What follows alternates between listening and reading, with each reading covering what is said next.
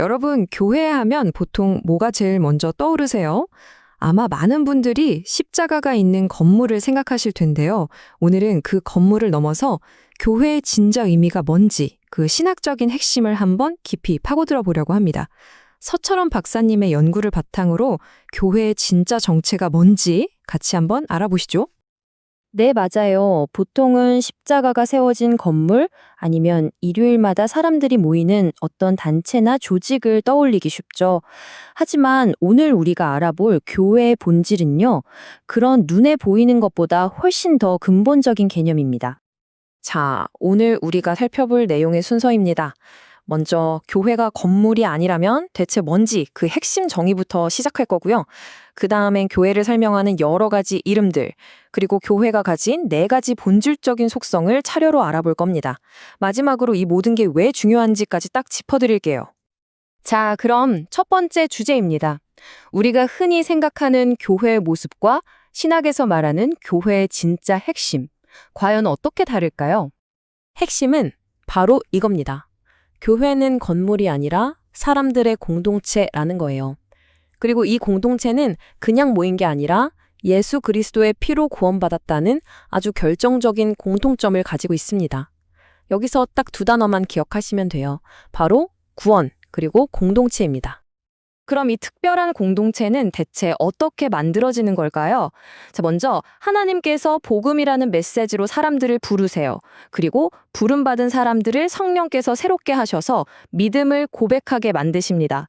바로 이 믿음을 고백한 신자들이 영적으로 그리스도와 하나가 될 때 비로소 교회가 형성되는 거죠. 그리고 이 모든 과정의 한가운데 절대 빼놓을 수 없는 분이 계시죠. 바로 그리스도입니다. 그리스도는 교회의 머리로서 교회를 이끌고 구주로서 구원하시고 또 주인으로서 교회를 소유하십니다. 교회의 생명 그 자체이자 우리가 믿는 대상이시죠. 한마디로 그리스도가 없으면 교회도 없다는 겁니다. 자, 다음으로 넘어가서요. 성경을 보면 교회를 정말 다양한 이름, 그러니까 비유로 표현하는데요. 이 비유들을 살펴보면 교회가 가진 다채로운 정체성을 훨씬 더 잘 이해할 수 있습니다. 첫 번째 비유이자 아마 가장 중요한 비유일 텐데요. 바로 교회를 그리스도의 몸이라고 부르는 겁니다. 이게 대체 무슨 뜻일까요? 교회가 그리스도의 몸이라는 건요, 마치 우리 몸이 머리의 지시를 따라서 움직이는 것과 같다고 생각하시면 돼요.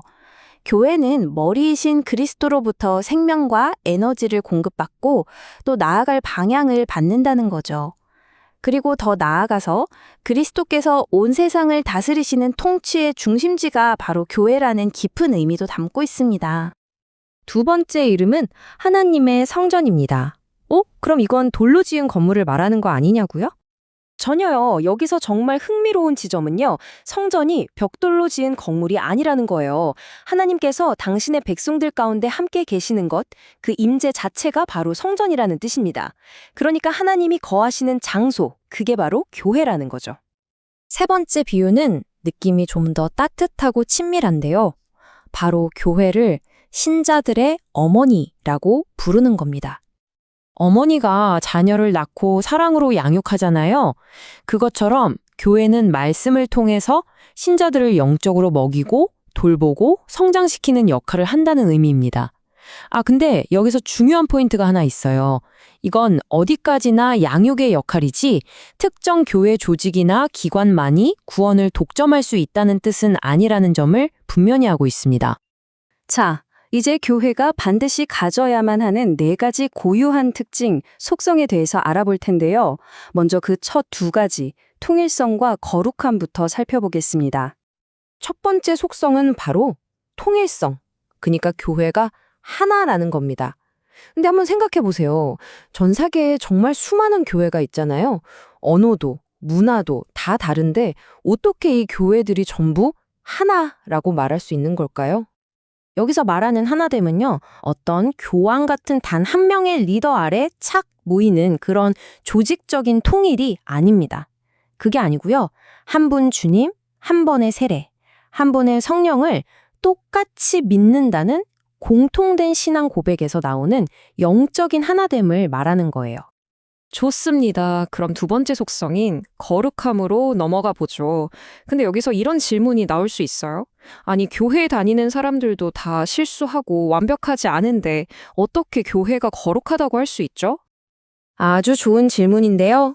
교회의 거룩함은 그 안에 있는 사람들이 도덕적으로 완벽해서 생기는 게 절대 아닙니다. 오히려 죄가 있고 부족함에도 불구하고 그리스도의 피로 용서받고 깨끗해졌기 때문에 하나님께서 너는 거룩하다라고 선언해 주신 상태를 말하는 거예요. 그러니까 우리의 행위가 아니라 그리스도의 공로에 근거한 거죠. 자, 이제 교회의 범위와 그 기초에 관한 마지막 두 가지 속성을 마저 살펴보겠습니다. 세 번째 속성은 보편성입니다. 이건 교회가 어떤 특정 지역이나 민족, 문화에 갇혀 있지 않고 전 세계에 걸쳐 있다는 뜻이에요. 교회가 왜 보편적이냐고요? 그건 바로 교회의 머리이신 그리스도께서 시간과 공간을 초월하는 분이기 때문입니다. 그래서 교회는 모든 시대, 모든 장소, 모든 문화를 뛰어넘는 거죠. 심지어 지금 이 땅에 있는 신자들뿐만 아니라 하늘에 있는 모든 신자들까지 다 포함하는 정말 거대한 공동체인 셈입니다. 마지막 네 번째 속성, 사도성입니다. 이건 정말 중요한 논점이라서 화면을 잘 봐주세요. 교회가 왜 사도적이냐를 두고 두 가지 관점이 있어요. 오른쪽은 지도자들의 직책이 사도로부터 끊어지지 않고 이어져 내려왔기 때문이라고 봅니다. 하지만 이 자료의 핵심 주장인 왼쪽은 그게 아니라고 말합니다. 교회가 사도적인 진짜 이유는 사도들이 전파했던 바로 그 복음 메시지에 충실하기 때문이라는 거죠. 즉, 복음을 잃어버리면 아무리 직책을 물려받아도 그건 사도적인 교회가 아니라는 겁니다. 자, 그럼 지금까지 우리가 살펴본 이 모든 신학적인 정의들, 이게 대체 우리랑 무슨 상관이고 왜 중요한 걸까요? 핵심만 딱 뽑아서 정리해 보겠습니다.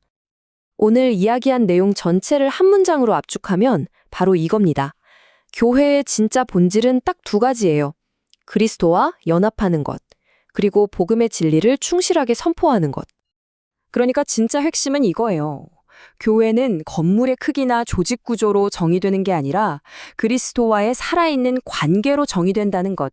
교회의 진짜 권위는 얼마나 조직이 크냐가 아니라 복음에 얼마나 충실하냐에서 나온다는 것.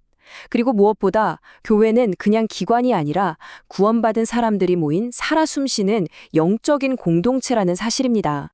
오늘 분석을 마무리하면서 마지막으로 이 질문을 한번 던져봅니다. 우리가 교회를 딱딱하고 차가운 기관이 아니라 그리스도를 중심으로 모인 살아있는 공동체로 바라보기 시작할 때 교회에 대한 우리의 생각과 태도는 과연 어떻게 달라질 수 있을까요? 한번 곰곰이 생각해 보시면 좋겠습니다.